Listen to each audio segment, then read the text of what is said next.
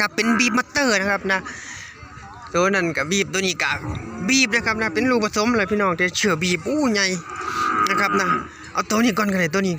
เวียดนามซื้อ47,000พี่น้อง160นะครับได้เงานะครับนะเงาพี่น้องโอ้ยเดี๋ยวผมจะไปถ่ายให้พี่น้องชมนะครับนะเดี๋ยวก็สิจังมาตัวนี้ตัวขวามือนี่เดี๋ยวสิถ่ายให้ชมก่อนแบบนึงพี่น้องเดี๋ยวเบิ่งถ่ายมันเลยเบิ่งความอ้วนมันเลยว่าได้มาโอ้นั่น47เงาครับเงาเลยเดี๋ยวเบิ่งถ่ายให้พี่น้องนี่47,000เนี่ยอู้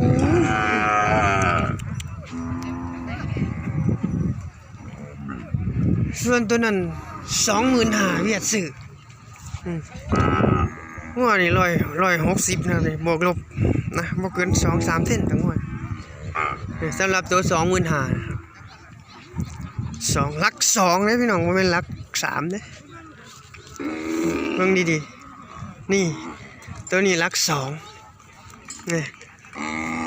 160มีนะครับนะ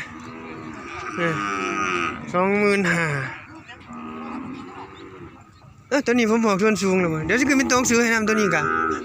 160บ่ฮอด65พี่น้อง162 63ได้เลยนะนี่47,000นี่ตัวนี้25โอ้ยบีมอเตอร์โอ้เอาถอยเอาปกคลิปก่อนนานๆมาสมปล่อยหน่อยพี่น้องนะครับมีโอกาสก็มาครับเปิดทุกวันศุกร์ตอนเย็นแล้วก็วันขออภัยพี่น้องวันพฤหัสตอนเย็นแล้วก็วันศุกร์นะครับช่วงเช้าโอเควันเดี๋ยวมาโดนเลยพี่น้องลืม เดี๋ยวสิตื้มใส่ของผมขายไปแล้วตัวหนึ่งนะครับเด้อเนี่ยครับเหลือตัวเดียวนี่น้อยนี่นะอยากได้ยุบเนี่ย6-7,000นี่แหละนะครับยังวันมีคนไหนพี่น้องพี่ก็อยากเมื่อยครับนะมันได้ขายแล้วก็เบิ้งก่อนพี่น้องเพราะว่าอากาศมันเย็นนะครับอากาศที่เกตตอนนี้ก็เย็นๆหนาวๆนะครับเขาให้แล้วนะครับ2ตัวนี้ผมยืนอยู่สูงเนี่ยเดี๋ยวเราสิลงไปต่ำๆ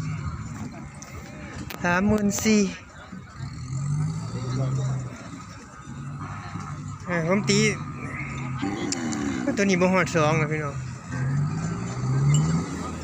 16,000กับ18,000ดีกว่า16,000กับ18,000ดีกว่าง่ายดีพอเป็นไปได้34,000สูงใกล้เคียงกันเลยครับ135ถึง136-37นี่แหละเดี๋ยวเบิ่งถ่ายให้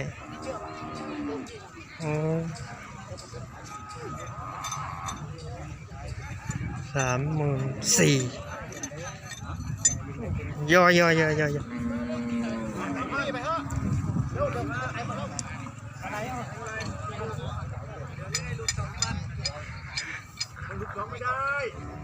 เห็นนะไง120ตัวผู้ชาลูเล่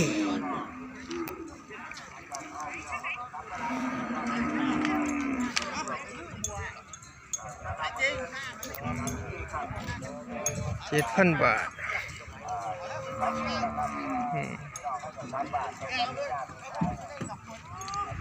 ตัวนี้เขาให้เช่าเขาให้13,000 135โอ้ได้13,000ยังบ่เช่าได้13,000อยู่มันนี่ผมเจ้า1,700 11,700เขาให้11,500โอ้มื้อเด็ดโอ้ยเจ้า11,700เขาให้11,500โอ้ยเอา11,700ขากันอยู่200เองเดินโอ้11,500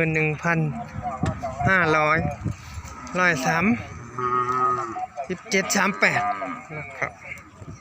ชื่อ25,000 140นะครับเลย กระดูกนิดหน่อยนะครับเนื้อหลายนะครับเลยเวียดนามซื้อ25,000นะครับก้นเสือขาว140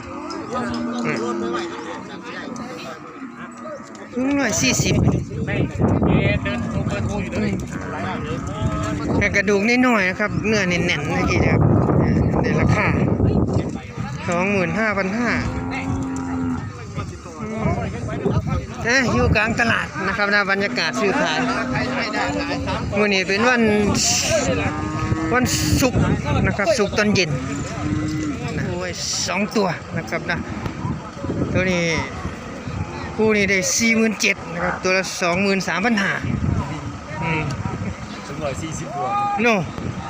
145ครับถึง150ตัวนั้น150ได้คือตัว ตัว นี้ ไหนสูงกว่าตัวนี้ เบิ่งงัวผูไว้นะครับเบิ่งงัวผูไว้เขาเสียว25,000ให้เขา22,000ก็เลยทายเปรียบเทียบไปก่อน รถ22,000 กันไว้ มา เพราะแต่มันหนาเลยของหนาเดี๋ยวมีอยู่ในโทรศัพท์เดี๋ยวเสียวให้เบิ่งอ๋อเด้พวกนี้หนังบางเนี่ยแต่งัวมีอายุแล้วพาไปขุนเนี่ยอุ้ย แม่ โอ้แล้วนั่นยาวอยู่พี่น้องนะแต่ก็หนังบางอยู่งัวพวกนี้3-4 ปีไปเลยมั้งนี่2-3 บัก4 บักเลย2-3-4 ปีแล้วตัวนี้ก็ว่า3-4 ปีไปเลยตัวละ23,000เนี่ยจอยของโค้งพาไปขุนนี่เบื้องท้ายนะโอ้นี่2 ตัวตัวนี้150อยู่พี่น้องประมาณนี้ครับพี่น้อง140ขายดีๆแห้งนะครับ20,000 บาทแต่มันบ่ได้จอยแห้งนะพี่น้องมันมีเนื้ออยู่นะมันมีเนื้ออยู่โอ้ยเสียงเพลงแล้วนะพี่น้องลองเบิ่ง20,000